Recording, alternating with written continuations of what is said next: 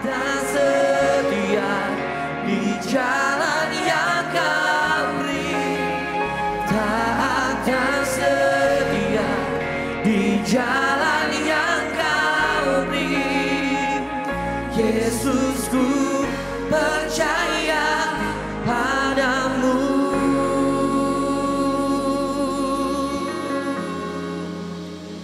Mari sekali lagi kau anugerahkan setiap kami untuk percaya kepadamu. Buat kami punya keberanian untuk kami percaya kepadamu. Sore malam hari ini mari kau yang akan kuasai hati pikiran kami. Mulut lidah bibir kami semuanya kau kendalikan Tuhan. Biar engkau yang menetapkan setiap perkataan yang keluar dari mulut lidah bibir hamba-Mu. Engkau akan berikan setiap kami telinga seorang murid dan roh yang gampang untuk dididik dan diajar. Buat kami menangkap yang benar yang daripada-Mu Tuhan. Dan semua yang tidak berasal daripada Tuhan demi nama Yesus tidak ada yang bisa keluar dari mulut lidah bibir ini. Tidak timbul dalam pikiran kami, terutama dalam hati kami. Terima kasih Tuhan, terima kasih karena Engkau baik. Di dalam nama Yesus kami berdoa dan mengucap syukur. Amin. Shalom, silahkan duduk Bapak Ibu Saudara.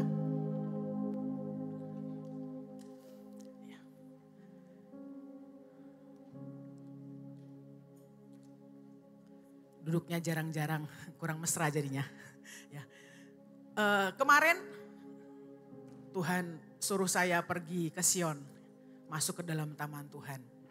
Saya pikir mungkin Tuhan mau ngomong sesuatu, atau mungkin di Mahligai atau di taman yang ada bunga mawarnya, ada 7 roh Allah. Begitu saya masuk, lalu tiba-tiba Tuhan ngomong, masuk ke yang ada sumurnya. Saya belum pernah masuk sejujurnya. Lalu tapi saya tanya sama yang jaga di sana, saya tanya, kalau yang ada sumurnya di mana ya? Oh lewat pintu Ci. Lalu saya masuk. Pikiran saya, hari-hari ini kan heboh tuh saudara ya. Oh minyak yang keluar sendiri, tak pikir saya mau lihat juga minyaknya. Saya belum melangkah, Tuhan bilang duduk. Di situ ada sebuah sumur satu, lalu Tuhan bilang duduk. Saya ngomong gini, Tuhan sejujurnya kepengennya itu ngobrolnya di Mahligai Tuhan. Supaya lebih intim, mungkin lebih kusuk. Tuhan bilang tidak bisa, kamu duduk. Lalu saya duduk. Begitu saya duduk, sumurnya tuh judulnya Sumur Berseba.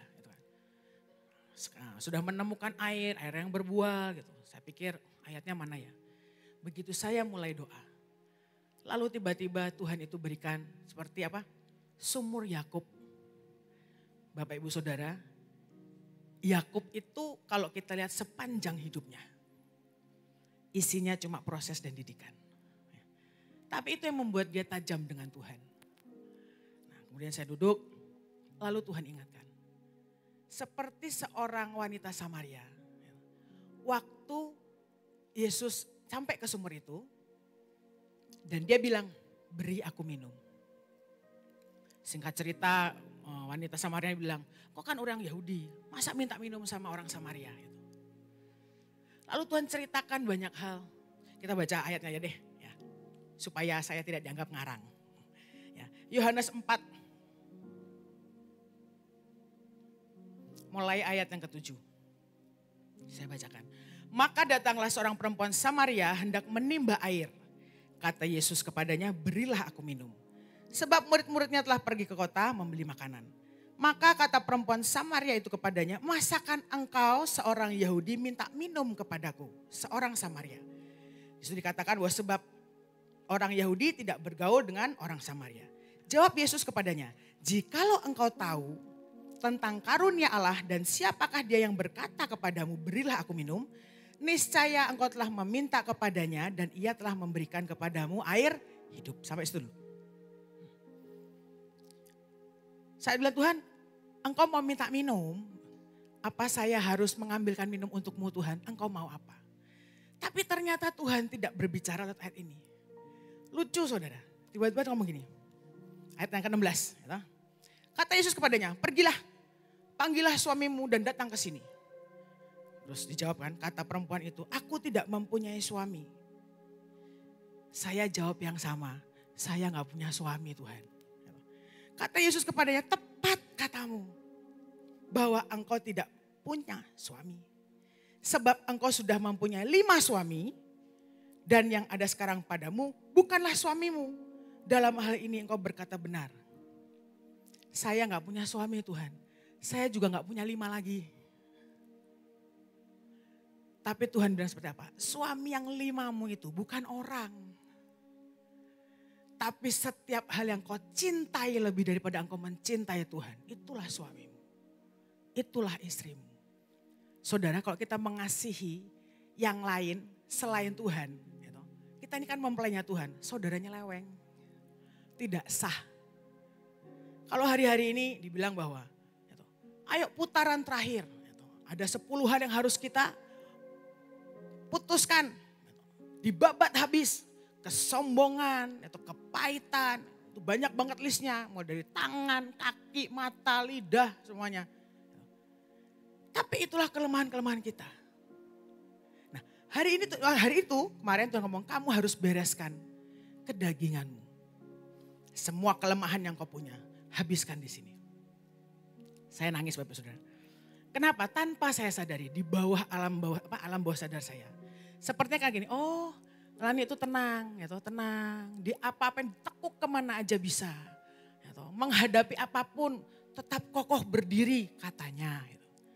Tapi tanpa diketahui, saya sedang menyimpan layer per layer setiap kemarahan dan kekecewaan.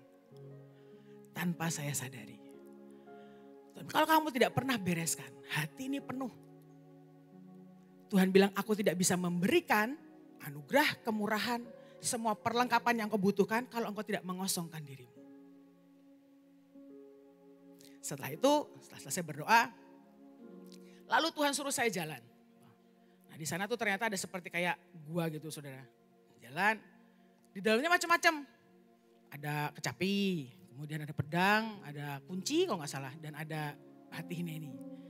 Nah, Tuhan bilang kalau engkau sembuh, beres nih hidup kita ini dengan Tuhan. Maka Tuhan itu punya kebebasan memberikan semua anugerah, semua kemurahan, semua kemudahan, semua perlengkapan yang engkau perlukan saat kita dalam masa kesesakan atau di padang gurun. Tapi kalau engkau tidak buang semua yang salah tadi, semua kelemahan tadi harus dipotong, Tuhan gak punya space dalam hidup kita. Lalu saat Tuhan bilang kamu masuk ke sana, maka dia akan memperlengkapi hidup kita. Dengan pujian penyembahan, Bapak Ibu Saudara kalau direnungkan sekarang ya. Gereja boleh beribadah dan dibatasi usianya, benar? Papi mami saya itu udah papi saya umur 83. Mami saya umur 80. Nah, mereka ngomong gini, Nik, mami ini sama papi udah gak boleh ke gereja. Saya bilang, oh kenapa papi? Untung ayah saya tuh punya pikiran yang positif. Mungkin papi sudah lulus nih. Saya sampai ketawa, oke, lulus dari gereja. Yang boleh ke gereja hanya anak di bawah umur 13 tahun, di atas 13 tahun dan di bawah 60 tahun. Pernahkah Bapak Ibu Saudara, engkau seperti sedang memotong 2 generasi. Anak umur 0 ya, sampai umur 13. Kalau orang tua kita tidak mengenalkan mereka kepada Yesus untuk mereka bisa benar-benar berjalan dengan Tuhan. Ini kan anak sedang labil-labilnya nih, masih banyak yang dia tidak mengerti. Tidak dekat dengan Tuhan, mau bagaimana? Dan bagaimana dengan orang-orang yang tua? Engkau butuh ketelatenan untuk mengajar mempersiapkan mereka saat nanti mereka dipanggil pulang. Dan tidak semua orang bisa mempunyai hubungan pribadi dengan Tuhan yang kuat. Bisanya modelnya gini saudara, rombongan. Gitu. Kalau rombongan maka semuanya akan semangat. Mendadak iman jadi besar, mendadak mungkin semua iman jadi bulat. Percaya Yesus percaya. Tapi sebenarnya penyembahan kita yang sejati saat engkau sendiri dengan Tuhan. Nah, Tuhan berkata kalau kamu diciptakan segambar dan serupa dengan Allah. Dan kamu masih mempertahankan kedagingan kepentingan dirimu sendiri. Tuhan tidak bisa mengerjakan hal banyak dalam hidup kita. Lalu tiba-tiba Tuhan suruh saya masuk. Aku akan memperlengkapi engkau dengan pujian penyembahan. Meskipun engkau sendirian. Dia bisa anugerahkan kita yang namanya ketepatan, ketajaman. Dia berikan kuasa otoritas untuk membuka, untuk dengan kunci Daud membuka, menutup banyak hal yang ilahi yang Tuhan berikan. Dan dia perlengkapi kita dengan hati yang hineni.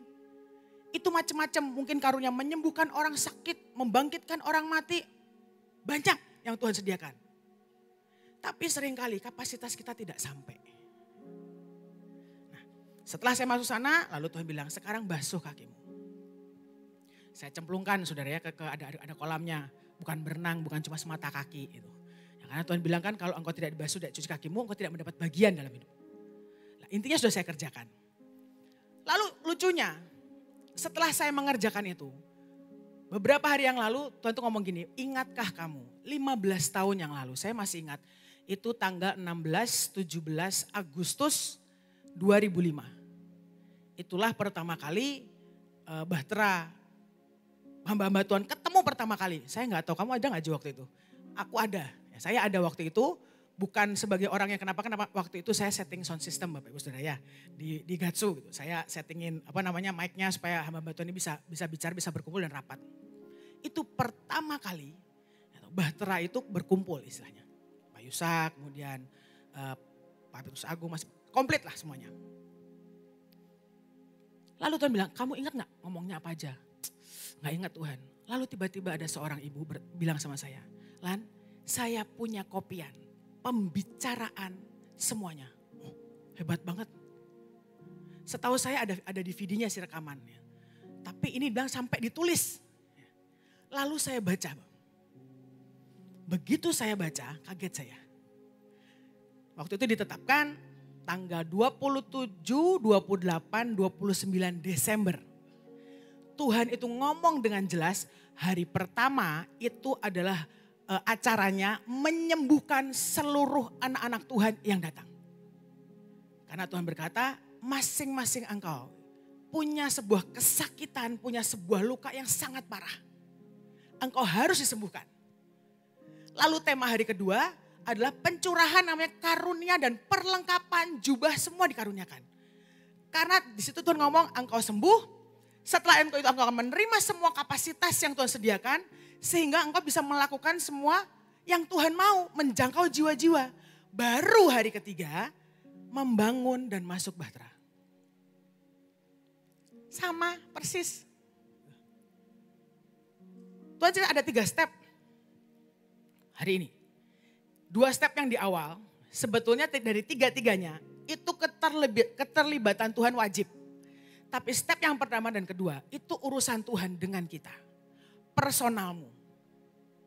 Kelemahan, itu semua kepahitan, kemarahan.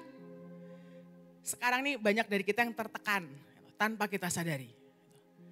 Kalau engkau sering marah, ada banyak kebencian. Apalagi kalau misalnya tiba-tiba, oh saya ini ditekan, percayalah gitu kan. Mungkin saya harus bilang ada pengurapan yang baru. Gitu. Pengurapan apa? Pengurapan burger. Kenapa? Kita dagingnya. Dipencet roti di atas, atau ditekan roti di bawah. Nah, tapi kalau itu dimakan dipisah-pisah, nikmat nggak? Nggak nikmat. Yang enak gimana? Roti, ada dagingnya, mungkin dengan sayuran, tomat dan lain sebagainya. Engkau masih dikasih saus yang pedas mungkin di tengahnya. Ditambah roti satu lagi, dipencet dan dimakan. Itulah kenikmatan yang hakiki kata Tuhan. Saat engkau terjepit di tengahnya. Tapi pilihan kita, apakah engkau memberontak dan pergi. Atau engkau tetap bertahan hanya untuk kemuliaan Tuhan. Itu pilihan. Banyak dari kita gak tahan. Banyak dari kita gak tahan. Dari omongan orang, gitu. Dari banyak hal yang ekspektasi yang tidak kita harapkan yang terjadi. Percayalah, meskipun kelihatannya kita baik-baik, tapi Tuhan lebih ngerti di dalam hatimu apa yang terjadi. Engkau harus bereskan. Kalau kemarin di 10 hal yang harus dibabat habis. Yang pertama apa? Kesombongan. Saya tidak akan mengulang Bapak Ibu. Kesombongan ini itu macam-macam akarnya. Macam-macam subunitnya. Sombong satu, tapi dari sombong ini engkau bisa jadi sakit hati, engkau bisa kepahitan, engkau bisa marah. Cuman satu loh kesombongan. Itu saya belum sebutkan yang lain. Kenapa? Karena engkau mementingkan dirimu sendiri. Tuhan berkata engkau tidak boleh mementingkan dirimu sendiri. Makanya Tuhan bilang begitu masuk, duduk. Letakkan semua yang daging di tempat ini. engkau harus membasuh dirimu dengan air kehidupan yang dari Tuhan. Pernah ada ya seorang yang melihat, begini, Ci, kamu itu Ci, penjaga sumur. Saya bilang, sumur di mana? Di Windu Ci. Di Windu itu ada sumur. Meskipun saya sampai hari ini juga gak lihat saudara, tapi saya percaya aja. Tapi sumurmu itu pendek, tidak terlalu dalam. Dan airnya membual keluar, lumayan. Tidak usah susah payah nimbah Bapak Ibu Saudara ya. Tapi seringkali Tuhan katakan, engkau memberi orang banyak minum, tapi engkau sendiri lupa minum. Engkau mengerjakan Indonesia, kita melayani Tuhan, oke gak? Oke. Tapi itu bukan segalanya. Yang lebih penting adalah hubungan pribadimu dengan Tuhan, itu gak boleh lupa. Saya ini les vokal ceritanya. Supaya nyanyinya bagus kayak suaranya Dennis, bisa tinggi. Saya les vokal. Lalu diajarilah, gitu, bernafas dari dada, dari perut. Pertama saya bingung. Nafas kan biasa aja Bapak Ibu saya.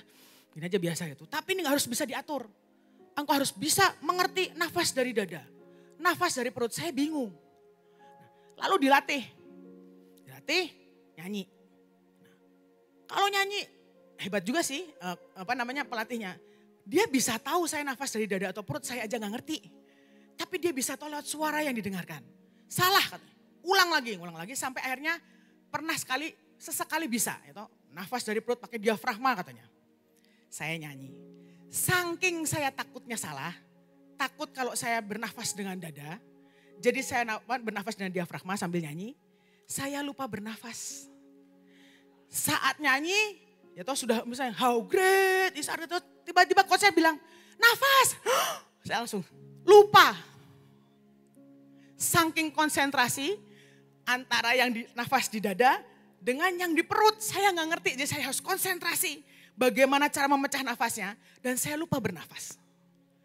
Kalau pelatihnya tidak berteriak, saya lupa narik nafas. Itu konyol. Tapi itulah kita. Saat hari ini kita dibilang putaran terakhir. Maka semua orang semangat gitu, pergi ke pulau-pulau betul banget itu tidak salah. Tapi jangan lupakan hubungan pribadimu dengan Tuhan. Karena itulah nafas doamu, nafas hidup kekristenanmu, nafas imanmu. Tidak bisa diabaikan begitu saja. Lalu setelah semuanya saya baca Tuhan. Kalau dari awal itu 15 tahun yang lalu Tuhan sudah berikan step. Kamu harus sembuh dulu. Maka Tuhan akan berikan semua kapasitas dalam hidupmu. Coba Bapak Ibu Saudara yang ikut Bahtera dari awal ya. Setelah tahun itu, apakah ada banyak mujizat? Menghentikan hujan, kita keliling pulau-pulau, rasanya enggak. Sedikit banget.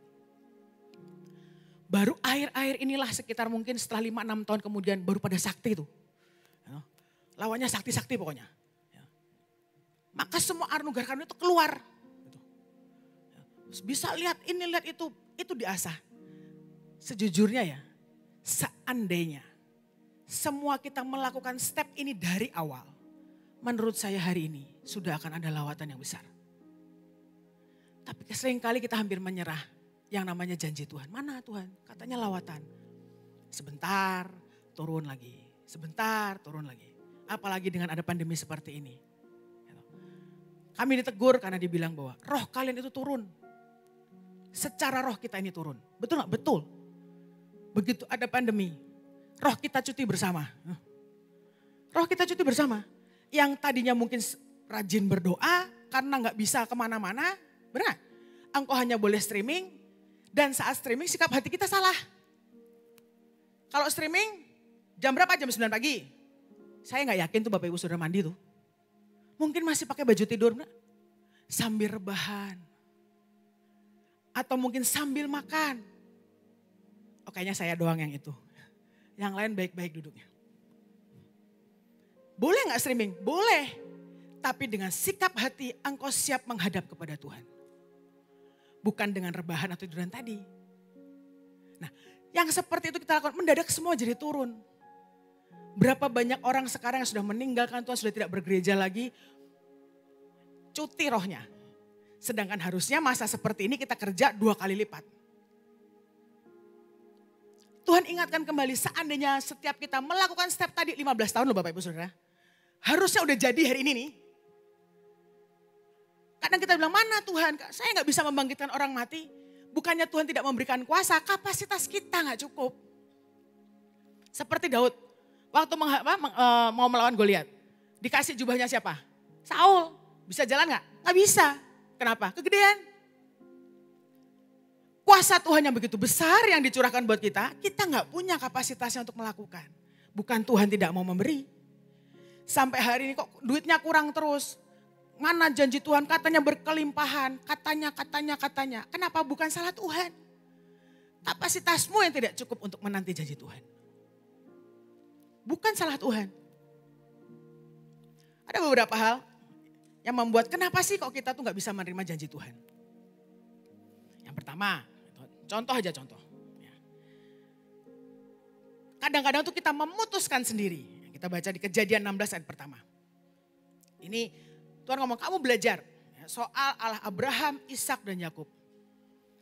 Belajar mengerti karakternya, kemudian bagaimana mereka berjalan dengan Tuhan. Tapi ada satu yang menarik. Allah Abraham, Ishak dan Yakub. Istrinya mandul semua tuh. Sarah mandul, gitu.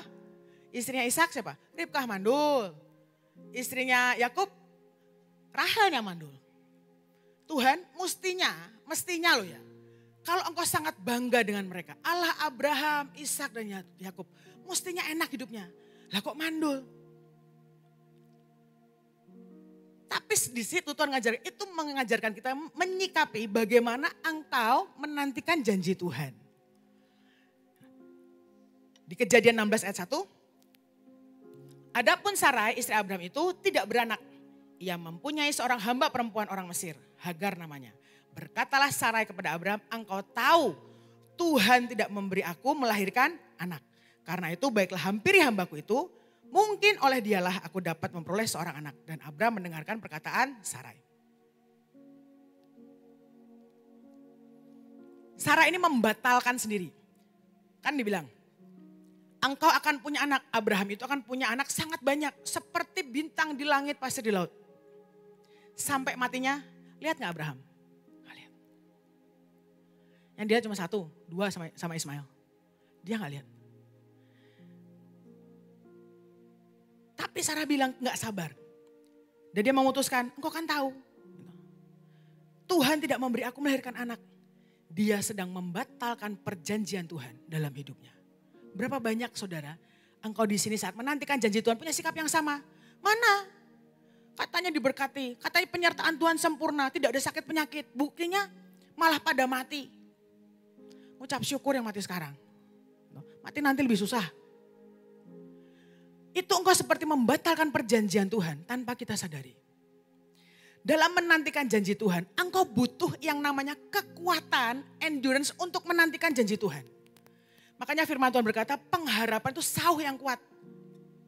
Sampai hari matinya, Abraham tetap berharap kepada Tuhan dan percaya. Dan Tuhan hitung sebagai kebenaran. Yang pertama. Lalu bagaimana? Setelah engkau menerima janji Tuhan, tapi perjanjian Tuhan dalam hidupmu yang kita terima tidak sesuai yang kita harapkan. Sama seperti Ribkah. Mandul, di Kejadian 25 ayat 21, berdoalah Ishak kepada Tuhan untuk istrinya, sebab istrinya itu mandul. Tuhan mengabulkan doanya, sehingga Ribkah istrinya itu mengandung. Dimintain supaya hamil dan hamil. Tapi ternyata hamilnya ini menyakitkan. Karena dibilang bahwa anak dalam perutnya itu bertolak-tolakan. Di terjemahan yang lain disebutkan bahwa sakitnya itu sampai seperti tulang yang dipatahkan. Komplain Ribkahnya sakit Tuhan. Tapi menurut saya ada satu step yang dikerjakan. Di ayat 22 dikatakan, tetapi anak-anaknya bertolak-tolakan di dalam rahimnya dan ia berkata, jika demikian halnya, mengapa aku hidup? Hopeless nih Ribkahnya. Tapi step yang dia katakan benar adalah, dan ia pergi meminta petunjuk kepada Tuhan. Itu kuncinya. Sebetulnya bahasa lainnya, tanya Tuhan. Tanya Tuhan. Nah, ini ayatnya, mintalah petunjuk Tuhan. Seandainya dari awal kita mengerti, karakter kita harus diganti dengan karakter Kristus. Engkau menyelesaikan bagian, engkau sembuh secara jasmani, rohanimu sehat, engkau bertumbuh dengan dahsyat, engkau sanggup menerima kapasitas dari Tuhan. Mungkin sekarang kita sedang mengerjakan lawatan. Mungkin sudah terjadi lawatannya. Tapi banyak dari kita masih berkutat di step yang pertama sampai hari ini. Urusan hati, urusan baper, urusan marah, urusan tersinggung. Gitu. Masih muter di tempat yang sama. Nggak lulus-lulus.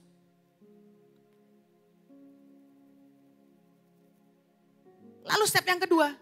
Untuk menerima anugerah tadi nggak bisa full. Karena yang pertama tidak beres. Tapi Tuhan bilang waktunya nggak cukup. Yang sekarang. Kenapa dibilang putaran terakhir engkau harus bekerja lebih keras? Ya. Di satu sisi kita harus melayani menyukakan hati Tuhan. Menyelamatkan banyak orang supaya masuk jiwa-jiwa. Itu kan dalam surga tidak akan neraka. Tapi di sisi lain engkau harus membereskan hidupmu dengan Tuhan.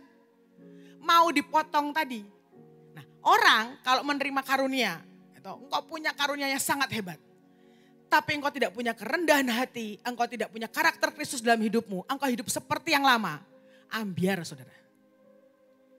Anugerah Tuhan begitu sempurna, sangat besar kita nggak nampung. Tidak bisa engkau seorang budak dijadikan raja, bisa. Tapi kalau mentalmu tidak berubah, tidak akan berhasil. Budak itu hanya mengikuti apa yang diperintahkan. Seorang raja engkau harus menciptakan dan mengatur segalanya. Sekarang bayangkan seorang raja mentalnya budak. Nggak jalan. Itu sama saat engkau diperlengkapi Tuhan dengan ajaib. Tuhan berikan jubah yang baru, jubah kemuliaan mungkin. Engkau menyembuhkan orang sakit, membangkitkan orang mati dengan karunia yang begitu rupa. Diberkati Tuhan luar biasa. Tapi engkau tidak punya dasar yang tadi. Membuang semua dengan, gak bisa.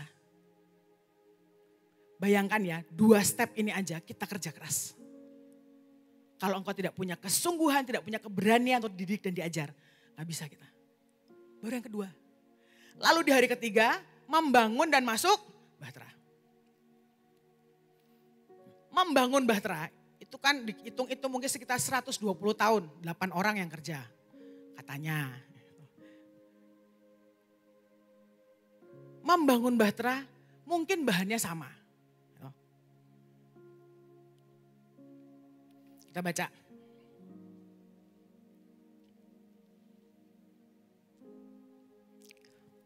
Di Kejadian 6 ayat 14. Buatlah bagimu sebuah bahtera dari kayu gofir. Bahtera itu harus kau buat berpetak-petak. Dan harus kau tutup dengan pakal dari luar dan dari dalam.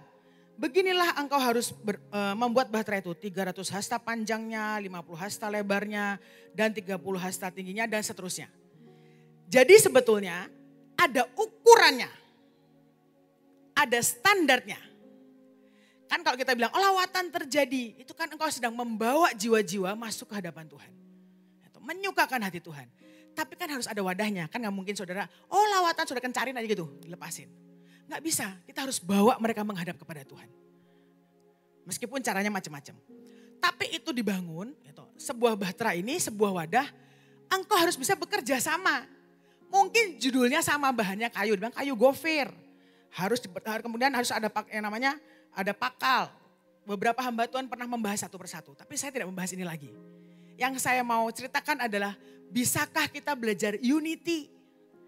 Ini omongan unity dari 15 tahun lalu sampai hari ini masih diomongin Bapak Ibu Saudara. Unity berarti belum berhasil. Mungkin sama-sama kayu. Tapi kalau kayu kita tidak cukup panjang, engkau harus disambung. Mungkin zaman itu masih belum ketemu paku, mungkin adanya pasak. Harus direkatkan dan engkau harus dipasak. Mungkin sama-sama kayu, mungkin ada yang bentuknya papan, ada yang balok. Balok juga macam-macam ukurannya. Mungkin ada yang besar, ada yang kecil. Itu kita. Kalau kita dibilang, engkau lah penuai akhir zaman. Harusnya kita ada bagian dari perahu, benar gak? Atau sudah pilihan? Oh enggak, saya mah enggak ikut bagian dari perahunya. Pilihannya cuma 2 saudara. Engkau keluarganya Nuh, atau engkau binatangnya, itu aja udah. Enggak ada lagi. Engkau mau jadi wadahnya, atau jadi keluarganya Nuh, atau jadi binatangnya. Tapi jangan lupa loh, kita ini serupa dan segambar dengan Allah. Kakinya 2, bukan 4. Nah, dari yang tadi, engkau akan dibentuk dengan banyak orang, diketemukan dengan banyak orang, dirakit oleh Tuhan. Tapi seringkali dalam organisasi, bergereja, pelayanan apapun lah judulnya. Tidak banyak orang yang punya kerendahan hati untuk bisa bekerja sama dengan yang lain. Oh gak cocok gue sama dia. Kerjanya terlalu lambat. Betul, mungkin bagiannya cuma pasak. Kita ini mungkin papan yang besar, dialah cuma yang bagian nyambungnya. Atau mungkin gini, saya gak cocok kerja sama dia. Belet, dikasih perintah gak pernah jalan. Mungkin dia ada balok yang kecil, yang entah di selipan sebelah mana itu letaknya. Tapi percayalah Bapak Ibu Saudara, kalau Tuhan tempat engkau di satu tempat, engkau pasti punya fungsi, gak mungkin gak punya fungsi. Tuhan tidak pernah menciptakan penggembira di antara kita. Semua berfungsi. Lalu kalau engkau harus disambung, mungkin engkau akan digergaji, engkau akan dipotong. Mungkin engkau akan dilubangi. Mungkin engkau akan dimasuki pasak. Engkau akan dimartil istilahnya. Nah itu kehidupan kita. Saat engkau bersinggungan dengan banyak orang, tidak semua orang cocok dengan kita. Yang pasak mungkin bilang, oh tugasku bisa enak nih, nusuk-nusukin orang. Nah, ada gak di setiap organisasi? Ada yang bagiannya nusuk-nusuk. Ingatlah, kita ini kayu harus disambung. Mungkin bagian dia pasak. Saudara gak perlu berkecil hati. Kenapa? Pasak tadi akan bertemu dengan martil Tuhan yang akan menghantam dia untuk masuk di tengah-tengah kita. Adil Tuhan tuh. Tapi apakah kita bisa menerima dengan banyak perbedaan, dengan macam-macam cara? Tidak banyak orang punya kerendahan hati. Nah itulah kenapa. Akhirnya orang bergerak masing-masing tidak jadi sebuah kapal atau bahtera yang besar. Kenapa dibilang putaran terakhir kau harus bekerja lebih keras. Bayangin ya. Engkau harus membereskan pribadimu dengan Tuhan sampai hari ini. Maksudnya memperbesar kapasitas sampai anugerah Tuhan masuk dalam hidupmu. Engkau harus mau diproses dengan saudara-saudaramu kiri dan kanan untuk menyiapkan wadah. Dan kau harus bekerja cari jiwa menyelamatkan banyak orang sampai Indonesia 85% percaya kepada Tuhan. Kebayang gak pekerjaannya? Tuh yang kita hadapi sekarang. Bukan enak-enakan. PR kita tuh nyaris sepanjang hidup. Dan kita butuh yang namanya kerja keras. Secara roh, tubuh jiwa roh komplit pokoknya. Tapi apa kita punya pilihan? Menurut saya gak ada. Kita ini udah kepalang tanggung Bapak Ibu Saudara. I cannot go down, I cannot go back. Nah, pilihan kita cuma maju. Tapi sekali lagi, meskipun waktu di taman saya bilang Tuhan, gak sanggup. Tapi kalau engkau anugerahkan, kalau engkau menetapkan, kalau perlu akan kuseret badanku sampai aku menyelesaikan tugas dan bagian. Berapa banyak dari kita yang mau? Kalau ada orang ngomong kencang tersinggung. Hari-hari ini jangan manja Bapak Ibu Saudara. Orang manja tidak bisa menerima janji Tuhan. Salah satunya. Kenapa? Contohnya adalah istrinya Yakub, Rahel. Rahel itu tahu dia adalah seorang wanita, seorang istri yang cintai suaminya. Mandul aja dicintai, apalagi punya anak. Tidak pernah tuh Yakub tinggal di kemahnya Lea, selalu tinggal di kemahnya Rahel. Dia tahu apapun yang dia inginkan pasti akan suaminya kerjakan. Kadang-kadang kita dengan Tuhan seperti itu. Engkau merasa engkau disayang. Tuhan baik kok sama aku, gak pernah dia keras. Aku minta apa saja itu, pasti Tuhan berikan. Hati-hati. Saat Tuhan memberikan kesakitan, saat engkau menerima janji Tuhan, dia melahirkan Yusuf, setelah itu Benyamin. Setelah itu dia mati karena kesakitan dia melahirkan dan dia memberikan nama anaknya siapa? Ben-Oni. Anak dari kesakitanku. Untungnya Yakub itu ngerti mengenal Tuhan dengan sangat baik. Dia bilang jangan Ben-Oni, kasih nama dia Benyamin. Anak dari tangan kananku, anak dari orang yang kucintai. Salah nama dikit, nyaris hilang suku Benyamin ini. Untung dibenerin sama bapaknya. Dari anak-anaknya ini, anak Yakub, gak pernah Yakub memberi nama kecuali satu Benyamin doang. Tapi dia mati dan tidak menikmati pertumbuhan anak-anaknya. Kenapa? Terlalu manja. Hari-hari ini, ayo jaga kesehatan. Tapi aku gak panas, cuma mulutku aja pahit. Ayo makan, gak nafsu. Tapi harus dipaksa, tapi gak enak.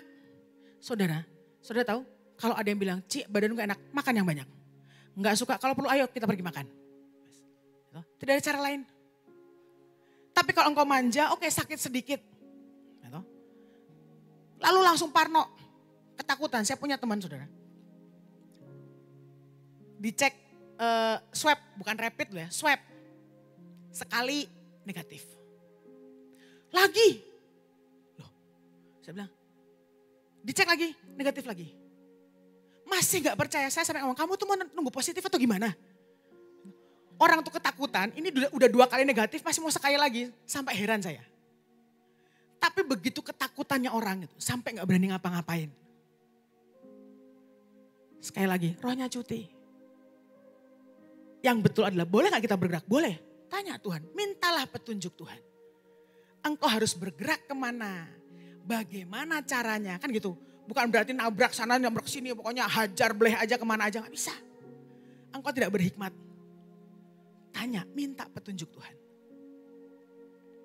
Sekarang sekali lagi, seandainya 15 tahun yang lalu. Engkau melakukan semua step seperti yang Tuhan mau dan engkau punya kerelaan. Mungkin hasilnya tidak begini. Tapi untungnya Tuhan tidak hopeless dengan kita. Sekali lagi dia katakan, ayo sekarang putaran terakhir, kesempatan terakhirmu. Yuk mari kita menyeret daging kita. Engkau harus sembuh. Saya dulu pernah sakit hati Bapak Ibu Saudara. Sakit hatinya sama emak. Oh hebat ya, sakit hati kok sama emak. Emak tuh orang perhatian. Tapi waktu itu orang tua saya bangkrut. Kemudian benar-benar habis sampai rumah dijual. Kemudian kami kontrak. Karena mami saya catering. Lalu Bu Yusak tuh tanya gitu. Kenapa bisa bangkrut? Saya yang gak ngerti Mak kenapa bisa bangkrut. Mungkin salah ngitung. Tapi setiap kali saya ke Gatsu. Yang diomongin tuh itu terus saudara. Sampai saya tuh gini, setiap pulang dari Gatsu, saya mau pulang ke Kopo, saya tuh nangis. Tuhan, yang mau bangkrut tuh siapa? Kenapa kok dikata-katain istilah, engkau bahkan Mak tidak berada di dalam keluargaku, engkau kan cuma lihat dari luar. Kenapa engkau menilai begitu rupa istilahnya? Komplain saya ke Tuhan. Itu terus-terusan. Sampai sekali waktu, saya masih ingat saya berdoa, ada seorang hamba Tuhan datang. Ibu-ibu, pokoknya rombongan ibu-ibu aja pendoanya Pak Yusak tuh punya. Ibu-ibu semuanya pokoknya. Mereka itu menamakan dirinya wanita peratap katanya. Tapi itu sakti tante-tantenya. Ya, sampai hari ini saya masih kontak dengan mereka dan saya diberkati. Bilang, kamu punya kemarahan. Saya bilang saya gak punya. Tapi Tuhan katakan kamu punya kemarahan. Saya pikir saya gak marah. Saya pikir setelah saya nangis maka semua akan selesai. Saudara tahu saya sih doain. Setelah saya doain apakah saya tenang? Saya manifestasi. Saya teriak-teriak di Gatsu. Histeris. Muntahkan. Kepengen sih tapi gak bisa keluar. Tapi saya nangis, saya teriak. Sampai Pak Yusak itu dari atas turun. Oh nopo. Katanya. Begitu tahu saya teriak-teriak. Nih, teriakanmu mengalahkan supporter sepak bola. Nonton sepak bola dia. Suaranya kalah dengan suara teriakan saya. Makanya turun. Gitu. Makanya saudara jangan manifestasi itu mendatangkan kong turun dari surga. Turun hati-hati. Gitu. Sampai diparani.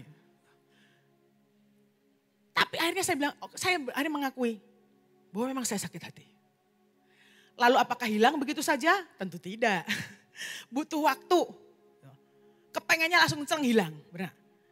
Tapi sejalan dengan waktu, masih ngomongnya. Lalu Tuhan bilang, berani gak kamu tanya? Berani Tuhan. Saya ngomong tuh, saya menghadap Bu Yusak waktu itu. Mah, Lani mau minta maaf. Oh, kenapa no? Lani sakit hati sama mama. Kaget Mak. Mama ngapain kamu sampai kamu sakit hati? Saudara, kalau engkau sakit hati sama orang, rugi tuh. Yang kamu sakit hati, gak ngerasa. Serius, gak kerasa. Kenapa kamu sakit hati sama mama? Saya cerita, karena mama gini-gini. Oh enggak, mama tuh enggak punya maksud apa-apa. Cuma mau mengingatkan, ayo bekerja lebih hati-hati supaya tidak rugi. Tuh saudara, seuzon. Pikiran kita loh, engkau harus tundukkan. Itu masalah daging juga itu. Mempengaruhi banyak hal. Cara mikirmu kalau tidak dikuasai Tuhan. Orang gak kenapa-kenapa saya sibuk sakit hati dan merugikan hidup saya sendiri. Lalu saya ngomong minta maaf, terus saya bilang tolong doakan saya doakan. Lalu setelah itu saya ngomong ke Pak Yusak, mau minta maaf Pak. Oh nopo katanya, saya sakit hati sama papa. Aku ngopo katanya. Gitu. Saya bilang, kalau engkong tuh kalau orang lain didoakan saudara, itu dengan senang hati toh, ditumpangi tangan. Saya tuh gak pernah sakit hati ternyata saya. Saya kalau minta didoakan begitu jongkok, saya dikeplak. Aduh, Pak jangan dipukul, aku bilang gitu. Dikeplak, plok, sembayang dewe, itu selalu. Sedangkan saya menghadapi, saya lihat Bevis setiap pagi didoakan. Jangan pernah kau tinggalkan, dia kepengen toh saudara ya. Nah, tapi bagian saya dikeplaki kepala saya tuh. Dan ternyata itu menyakitkan hati saya tanpa saya sadari. Terus akhirnya kami bermaaf-maafan. Terus sebenarnya engkau gak pernah sih ngomong, maafkan papa gak pernah. Ayo tak sembayang ke. Lalu saya didoakan. Apakah setelah itu selesai? Enggak. Cuma satu masalah sakit hati nih ya. Belum yang lainnya loh. Tapi seiring dengan waktu, mendadak saya lupa. Saya itu punya dendam kesumat kepada orang-orang yang menyakitkan hati saya. Terutama waktu kecil. Saya udah ingat ini si tante ini ya. Kalau misalnya ketemu nanti kalau saya gede, mau saya apain. Tapi saat saya ketemu orangnya saya sampai gini. Saya ketemu tante ini saya mau apain ya waktu itu ya saya lupa. Ya serius. Sampai sebegitu dendamnya, maksudnya aku akan membalaskan dendam. Loh, kalau mereka tuh menyakiti saya gak apa-apa. Mereka tuh kadang menghina orang tua saya gak terima saya. Tuh. Tapi mendadak lupa. Itu juga kayak judul film tuh, mendadak lupa. Gitu. Jadi kok ketemu orang, aku juga pernah ketemu si om ini. Tapi waktu itu dia ngapain ya, saya lupa. Tuh. Itu baru satu soal sakit hati. Kalau engkau hari ini sakit hati, Bapak Ibu Saudara, mintalah Tuhan bekerja ekspres. Saya butuh bertahun-tahun hanya menghilangkan satu judul yaitu sakit hati. Tapi saya punya anugerah. Saya lupa waktu itu. Sebuah pertemuan di zaman itu ya dengan Pak Agung. Waktu itu dibilang gini, ayo sepakat, engkau minta apa? Waktu saya ngomong, karena kan engkau selalu ngajarin, jangan pernah minta apa-apa, minta yang Tuhan mau. Saya bilang, saya gak minta apa-apa Pak, saya minta yang Tuhan mau, ayo berdoa. Lalu saya didoakan. Menurut saya ini anugerah. Waktu itu Pak Petrus almarhum bilang, engkau akan dikaruniakan sebuah hati yang ada lapisan di luarnya. Sehingga engkau tidak mudah sakit hati. Engkau akan mengerti mana yang utama dan mana yang bukan, mana yang penting, mana yang enggak. Menurut saya itulah modal sampai hari ini. Dengan melayani Pak Yusak, engkau enggak ada, masuk banyak orang baru, itu mulai ada pembentukan lagi. Nah, sama seperti saudara-saudara di sini, itu, penyesuaian kiri dan kanan. Gitu. Saya pikir saya orang paling gepeng di dunia. Sekarang saya punya teman, welcome sama si Jo. Selamat berjuang, join Jo. Kecepet-cepet. Gitu. Saya pikir saya sakit hati. Saya sangat ketakutan, saya selalu ngomong Tuhan cabut supaya aku ini gak sakit hati, supaya aku gak tersinggung. Saudara Tuhan gak percaya orang-orang tuh. Nanti kalau Pak Yusak udah gak ada, persekutuan ini siapa yang mimpin? Yesus om, masa saya? Itu mimpin Yesus. Nah, apapun terjadi harus Yesus yang mimpin. Kita ini cuma pelaksana harian. Dan saat didoakan, saya kaget. Firman Tuhan berkata, Tuhan suka karena engkau tidak punya kepahitan dan sakit hati. Puji Tuhan. Minimal saya mewarisi punya Pak Daniel almarhum. Tidak punya empedu. Tidak punya kepahitan. Tapi saudara tahu butuh berapa tahun untuk satu masalah. Sekarang bayangkan dalam hidupmu ada berapa banyak kelemahan kita. Kalau engkau tidak memaksa dirimu untuk sembuh, gak bakal sampai kita nih. Boro-boro untuk lawatan, urusan kita dengan sama Tuhan belum beres. Engkau harus bekerja sama dengan manusia yang lainnya dan tidak beres. Gitu. Wadahmu gak jadi. Gitu. Mungkin yang akan ada antrian panjang, binatangnya udah ngantri. Udah gak usah dipilih, mungkin malah memilih diri sendiri, duaan-duaan, saking lamanya kita gak jadi-jadi. Tapi hari ini putaran terakhir, kesempatan kita yang terakhir. Seret dirimu, paksa sampai semua itu jadi seperti kehendak Tuhan.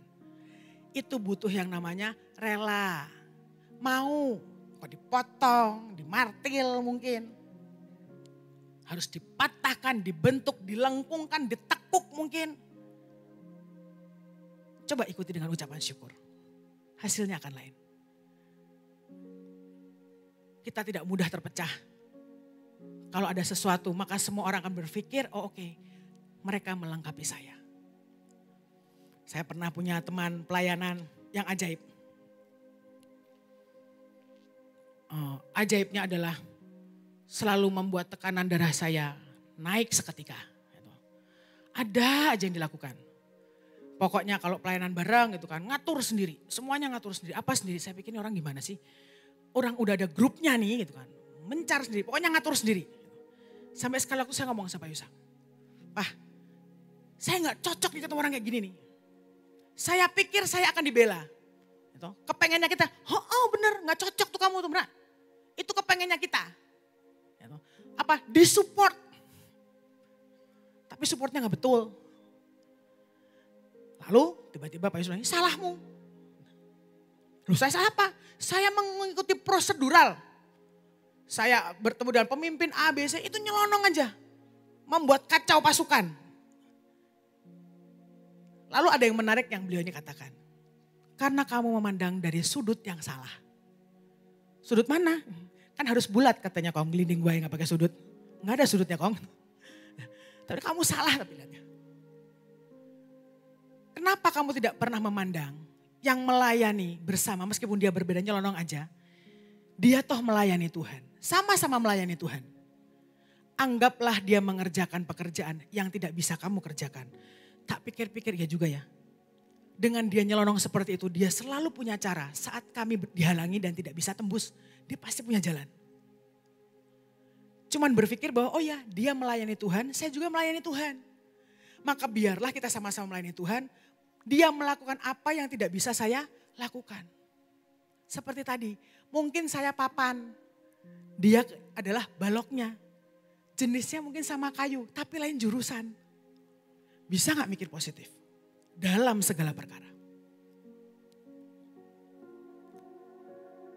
Lalu ada cerewet banget ngomong aja. Sampai kamu gini loh, kalau misalnya tiba-tiba dibilang, di sini kalau berdoa bahasa roh, jangan kenceng-kenceng. Siap Cik. Begitu kita pelan-pelan, teriak-teriak pikir aduh. Maksudnya tuh volumenya kadarnya lain dengan yang lainnya gitu. Tapi Tuhan bilang, tapi yang dia kerjakan, toh sama-sama menyembah Tuhan. Yang kamu takutkan apa? Bisa aja sih, kenapa ribut-ribut, tangkap dia aja, kan dia yang paling ribut. Kepengennya kan gitu ya, bener gak saudara? Dia aja pokoknya yang tertuduh utama. Tapi sekali lagi Tuhan bilang, dia melengkapi. Siapa tahu saat kau berdoa, ketemu setan budek istilahnya. Suara dia yang keras itu akan mengusir. Iya juga ya itu. Dalam banyak hal, Tuhan itu bisa menjelaskan hal yang sepele yang kadang-kadang tidak terpikirkan oleh kita. Tapi kita ini merasa kita bisa. Nah itu masalahnya. Jadi gak beres-beres urusan kita. Kita merasa kita diurapi, engkau merasa engkau dicintai.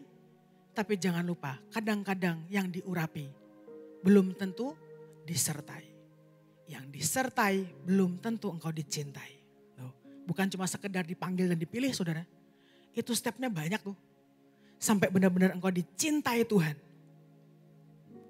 Engkau dipanggil belum tentu dipilih. Dipilih belum tentu disertai. Engkau disertai Tuhan belum tentu engkau dicintai. Tapi kita merasa bahwa Tuhan mencintai saya begitu rupa. Itu pasti. Tapi kadar cinta Tuhan kepada setiap kita berbeda. Tergantung sikap hati yang kita punya. Hari ini. Maukah kita kembali minta percepatan Tuhan. Tuhan kalau engkau tidak cepatkan putaran terakhir saya gak kebagian. Selesaikan tuh masalah yang menguasai jiwamu tuh. Ketakutan, kemarahan tadi. Salah paham, kesombongan terutama, sakit hati, kepahitan. Dedetin dulu, putusin dulu semuanya. Sediakanlah space yang ada untuk Tuhan tuh mengisi hidupmu dengan perlengkapan yang dia mau untuk kita punya saat kita tadi melangkah membangun bahtera tadi mengumpulkan jiwa-jiwa. Kalau hari ini dibilang mana berkat Tuhan katanya orang Kristen berlimpahan, berkat Tuhannya nggak ada, bukan nggak ada, sampai kapasitasnya nggak nyampe.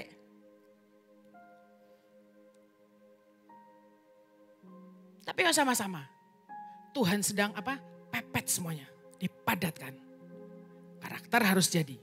Anugerah Tuhan harus dicurahkan atas hidup kita. Karena itu memperlengkapi kita di akhir zaman.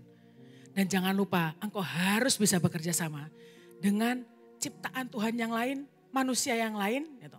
Anak-anak Tuhan yang lain untuk mengerjakan lawatan. Saya sering ngomong, satu orang bisa melakukan perubahan, pasti. Tapi hanya satu orang tidak bisa melakukan lawatan. Engkau butuh orang lain. Dan hari-hari ini seringkali setelah kita tetap berhubungan dengan Tuhan, karaktermu baik, engkau jatuh di saat engkau bertemu dengan manusia yang lainnya. Anugerah Tuhan yang besar, karunia Tuhan yang ajaib, habis karena sakit hati. Habis karena tersinggung. Habis karena marah-marah. Sia-sia Bapak Saudara. Engkau seperti dari awal engkau sudah habiskan, engkau terima anugerah, di ending tuh kotoran yang di depan, saudara ambil lagi taruh di belakang. Tapi itulah kita. Kalau engkau tidak dipegang Tuhan, gak bisa. Contohnya siapa seperti apa? Lea. Lea itu istri yang tidak dicintai. Obsesinya Lea itu menyukakan bukan hati Tuhan, hati suaminya. Coba baca. Punya anak yang pertama, kali ini suamiku akan lebih dekat kepadaku. Maka dikasih nama anak laki-laki kegagahanku yang pertama, suaminya lagi kasih nama Ruben. Yang kedua Simeon itu, oh Tuhan memberikan anakku laki-laki lagi, akan menyukakan suamiku. Kalau Bapak Ibu baca, suamiku, semua suamiku. Obsesinya kepada suaminya, kepada manusia. Untungnya waktu dia punya anak Yehuda, lain. Aku akan mengucap syukur kepada Tuhan. Kalau Bapak Ibu baca itu nasib anak-anaknya tuh. Yang benar cuma Yehuda tuh. Tampuk kerajaan ada di suku Yehuda. Kenapa? Karena dia fokus kepada Tuhan. Lalu apakah selesai? Enggak. Setelah itu dia punya anak lagi kan dari gundiknya segala macam. Tapi kalau dibaca tetap balik lagi ke fokus siapa? Suaminya. Karena itu keinginan hatinya. Makanya hati-hati dengan keinginan hati kita. Kalau engkau fokus dengan Tuhan, engkau akan melahirkan, engkau akan punya sebuah generasi yang ajaib. Tapi kalau fokusmu hanya manusia, enggak kemana-mana. Ruben menaiki petiduran ayahnya. Simeon tambah Lewi, itu waktu itu perang membunuh banyak orang. Menurut saya Lewi itu punya perjanjian khusus saat Pinehas membela Tuhan waktu ada tulah. Sebelumnya enggak ada. Untungnya lagi seperti kayak Benyamin, diselamatkan oleh Yakub karena diganti namanya. Dan sampai akhir istilahnya Benyamin inilah yang bergabung dengan Yehuda. 2 suku, 10-nya misah. Biar bagaimanapun menurut saya bilang royal family. Keluarga raja yang pertama Saul dari Benyamin, Daud yang dari Yehuda.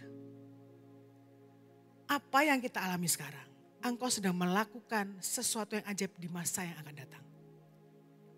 Kita gak pernah lihat sekarang, sehari, 2 hari, setahun, 2 tahun. Tapi lakukanlah dengan kekuatan daripada Tuhan. Pegang janji Tuhan sampai akhir. Maka tugas bagian kita kelar tuh. Kalau kita beres semuanya, teorinya.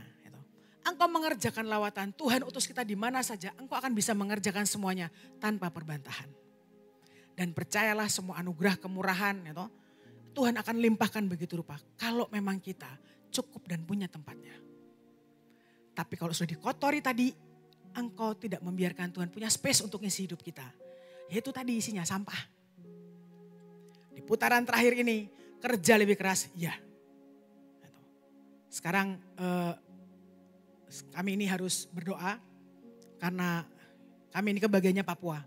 Nanti kalau Tuhan berkenan tanggal 11 mungkin, Bevis akan berangkat ke Timika. Mahanaim sudah ke Sorong, kemudian Nabire dan Jayapura. Tadinya saya mau ke Merauke, saudara. Cuma sulit karena awalnya peraturannya kalau masuk Papua sekarang, kebijakan pemerintahannya tahun depan baru boleh keluar. Jadi setahun di Papua. Kalau keluar dari Merauke juga harus setahun di Pulau Jawa misalnya baru boleh balik. Lalu kami berdoa lumayan berkurang. Kalau datang ke sana harus karantina 2 minggu. Setelah itu boleh keliling. Tapi nanti begitu keluar dari sana karantina lagi. Ya, kami masih tetap berdoa supaya jalan terbuka. Nah Timika masih terbuka. Jadi akan jalan ke sana. Doa lebih kencang. Dengan peraturan yang ada kita mau berkata. Diberikan otoritas oleh Tuhan, kau perintahkan maka pintu akan terbuka. Tapi sekali lagi, kalau engkau cukup kapasitasnya. Tapi hari-hari ini Tuhan berikan anugerah. Percepatan. Langsung dikasih jurusnya, pakai mata kapak, potong semuanya. Menurut saya itu jalan paling cepat. Tapi kadang kita terlalu malas untuk menggerakkan kapak yang dari Tuhan dalam hidup kita untuk memotong semua yang Tuhan tidak suka. Hari-hari ini kalau engkau ditarik keluar dari kenyamananmu. Ada banyak orang memusuhi kita karena tidak suka ataupun karena sentimen. Berjalanlah tetap di jalur Tuhan. Jangan terkontaminasi dengan sekelilingmu. Almarhum Pak Petrus Agung mengatakan, Tuhan itu menunggu Bahtera jadi zamannya Nuh 120 tahun. Karena Tuhan sudah muak. Karena anak-anak Tuhan di mata Tuhan itu seperti kotoran. Tapi di tengah kotoran itu Tuhan melihat ada sesuatu yang masih berharga. Yaitu Nuh. Dibilang tidak bercela di hadapan Tuhan. Tuhan mempertahankan. Dan Tuhan itu membangun 120 tahun dengan harapan siapa tahu ada Nuh yang lain. Tapi toh ternyata tidak ada. Saya sampai ngomongin Tuhan. Kalau hari ini engkau perpanjang waktu kita. Sampai semua lawatan terjadi. 120 tahun. Lah terus kita ini di mana endingnya? Sedangkan kita adalah generasi yang terakhir. Dan dibilang putaran yang terakhir. Kalau lihat pelari estafet. Pelari pertama harusnya kencang tuh. Biasanya pelari terakhir harus punya kecepatan lebih dari 3 pelari yang lainnya. Itu kita. Dan kalau kita tidak finish, maka pendahulu-pendahulu kita juga tidak menyelesaikan tugasnya. Karena kita lah yang harus masuk garis finish. Sekali lagi, engkau harus latihan. Bereskan pribadimu dengan Tuhan. Terima kapasitas Tuhan. Kalau sekarang Tuhan ngomong, dengan terpaksa nak, engkau gak cukup kapasitasmu, kupaksa sampai engkau bisa. Tapi jangan lupa, engkau harus mengejar ketinggalan tadi. Kalau Tuhan sudah paksa memberikan semuanya dan kita tidak upgrade, tidak menjadi kemuliaan untuk nama Tuhan. Engkau benturan sampai nanti dengan orang lain, itulah yang menjadi pertama kita tuh troublemaker-nya. Bukan orang lain, masalahnya di kita. Tapi sekali lagi kejar. 3 step engkau harus dedet jadi 1.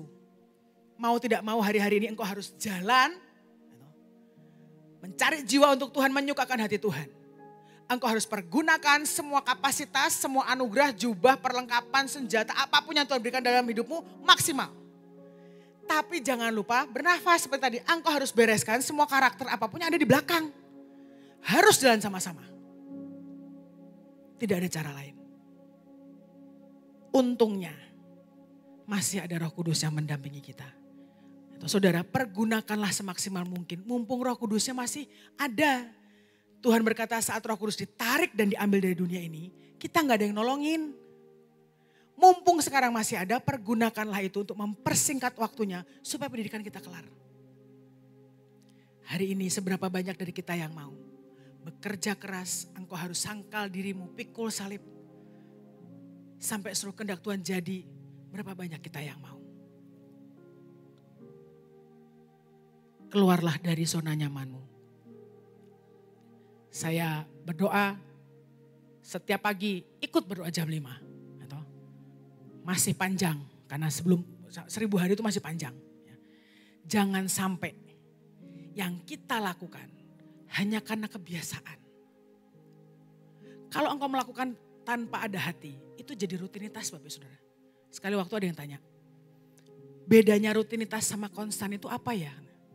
Saya ngomong, persamaannya sama-sama dilakukan rutin setiap kali. Tapi kalau rutinitas, engkau gak punya kuasa, ala kadarnya. Tapi kalau setiap jam 5 engkau mengerti nih, kenapa kok Pak Daniel almarhum dapat jam 5? Karena waktu kami masih muda, masih sekolah sama-sama. Pak Daniel masih SMA, waktu Pak Daniel SMA saya SMP. Nah Pak Yusuf selalu bilang kalau jam 5 harus bangun. Pak Yusuf selalu bilang Tuhan itu kalau mengunjungi kita itu subuh, gak pernah siang-siang. Dan jam terakhir saat Tuhan berkunjung di kita itu adalah jam 5. Biasanya bisa jam 1, jam 2, jam 3. Tapi jam 5 itu batas terakhir. Nah, itulah kenapa jam 5 saya tetap ikut berdoa. Tapi sekali lakukan konstan dengan cinta. Engkau melakukan menopang Indonesia, berdiri di antara Tuhan dan Indonesia, oke. Sekali lagi jangan seperti saya, jangan lupa bernafas. Engkau tetap harus connect dengan Tuhan. Kenapa? Yang kita lakukan, kekuatan yang kita punya, sumbernya dari Tuhan, bukan kita. Sejujurnya, kalau engkau melakukan gak ada tanpa cinta, bosan saudara, benar gak? Apalagi kalau tiba-tiba urutannya sama. Saya pernah ngomong gini, Tuhan urutannya podo. Tuhan ngomong, kalau kamu tidak ikut, kamu tidak setia, kapok saya. Sekarang mau urutannya sama, tidak sama, saya gak ambil pusing. Saya tetap akan ikuti. Karena Tuhan ngomong itu hitungan kesetiaan dalam hal apapun yang kita lakukan. Itu hitungannya ada Bapak Ibu Saudara. Detail Tuhan itu. Dan percayalah dia bukan Allah yang berhutang. Semua jerih lelah yang kau lakukan, itu Tuhan hitung. Itu memperbesar kapasitasmu. Itu memotong dagingmu. Itu kenapa? Engkau harus bangun pagi mungkin. Mungkin harus berpuasa. Harus main musik, harus nari. Setelah itu baru engkau pergi kerja, engkau sedang membayar harganya. Lakukanlah dengan setia. I'm with your heart and soul. Nah tugasnya menopang. Kali ini sekalian, dedet semuanya. Engkau tetap melakukan berdiri untuk Indonesia. Engkau pergi ke pulau-pulau mencari jiwa. Engkau pergunakan sekali lagi seluruh perlengkapan senjata Allah, semua jubah, peralatan, karunia, anugerah semuanya pakai. Tapi jangan lupa, sembuhkan dirimu. Potong yang Tuhan tidak suka, itu engkau harus mau sangkal diri. Pikul salib kata engkau. Maka seluruh kendaraan jalan Tuhan jadi. Amin. Mari kita berdoa. Tuhan, kami tahu kami ini tidak mampu Tuhan. Kami terlalu egois dan mementingkan diri kami sendiri. Kadang kami hanya berpikir enaknya saja, gampangnya saja. Tapi mulai hari ini kami mau selalu bertanya, mengikuti petunjuk Tuhan. Untuk kami melakukan dalam ketepatan. Berikan kemampuan Tuhan. Berikan kami keberanian sekali lagi. Untuk kami berdiri, untuk kami mau Tuhan, kami butuh keberanian. Untuk kami keluar dari zona nyaman kami, untuk kami meletakkan hidup kami Tuhan. Kami mengucap syukur setelah 15 tahun, Engkau tetap berikan perintah yang sama. Kami percaya Engkau adalah Allah yang setia dan Engkau tidak pernah meninggalkan kami. Tolongi kami Tuhan. Kalau Engkau tidak paksa kami tidak bisa dan kami tidak sanggup. Begitu banyak ketinggalan yang kami miliki Tuhan. Begitu banyak hal yang harus kami kejar, kami butuh anugerah. Kami butuh roh-Mu yang mendampingi setiap kami. Kami butuh Tuhan keberanian untuk memotong semua kedagingan kami, semua sifat buruk kami butuh semuanya Tuhan. Mari hari ini Kau curahkan Tuhan, semua yang kami butuhkan, kami perlukan Tuhan. Untuk karakter kami ini jadi, untuk kapasitas kami cukup, untuk kami bisa unity, untuk kami bisa Tuhan menyukakan hati-Mu sehingga 85% Indonesia ini dimenangkan. Bukan hanya keluarga kami saja. Mari Tuhan beracara tengah-tengah kami lebih dan lebih lagi. Berikan ketekunan, berikan kesetiaan. Dan di atas segalanya adalah di dalam hidup kami senantiasa Tuhan dan berjalanlah bersama kami. Jangan pernah Kau biarkan cinta-Mu padam dalam hati kami Tuhan. Kami punya kecenderungan untuk memadamkan api Tuhan karena kami kadang tidak sanggup. Tapi biar tangan-Mu yang penuh kasih karunia Tuhan menyalakan kembali setiap api cinta kami. Dan tidak ada roh kami yang tertidur Tuhan. Semuanya bangkit dan menjadi pemenang.